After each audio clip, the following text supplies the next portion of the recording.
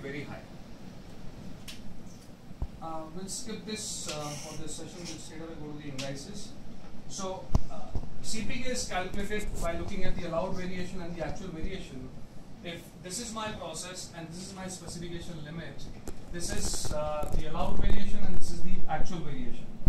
So hence CP is equal to 1 is ideal, which means my process distribution falls like this within the specification limit. And the formula to calculate this is USL minus LSL upon 6 standard deviation. Whereas if you look at CPK, it is sensitive to the mean shift. It will look at this area and take the minimum of both. How? We'll discuss that in next slides and what is the difference. CPK index can never be greater than CP, only equal to it. This happens when the actual process average falls in the middle of the specification limit. We'll take an example. Let's take this example as a process wherein customer has defined the USL as 62, LSL as 38. My mean is 50 with a deviation of 2. Now this is an ideal situation. In this ideal situation, my CP and CPK would be similar. CP is 2, CPK is also 2. The problem comes when there would be a shift in the process. So the process has shifted, my deviation has remained the same, which means the variation is same but mean has shifted. Here my CP would be 2, but my CPK is 1.5.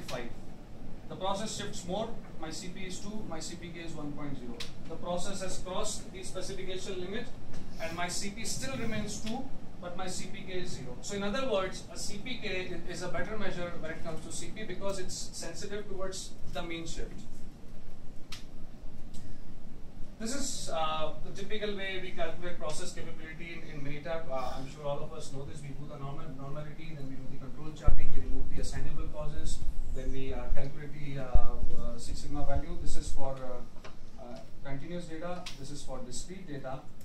What I wanted to talk about more was the recommended values. It's always the processes or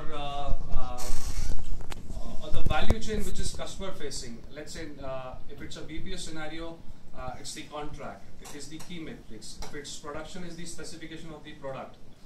For those product or services, the specification is always well defined.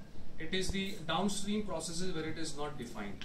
So if we were to define process capability of downstream processes, one way to look at it is I define it similar to my upstream process, or I look at some recommended values. With a word of caution that it is subject to some personal views and business understanding. So there are certain recommended values given by Montgomery Douglas. So existing process for two-sided specification 1.33, new process 1.5.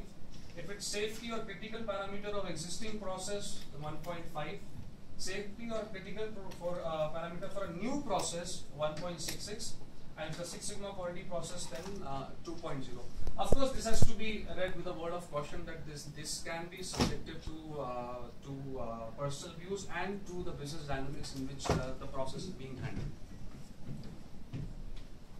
Any questions?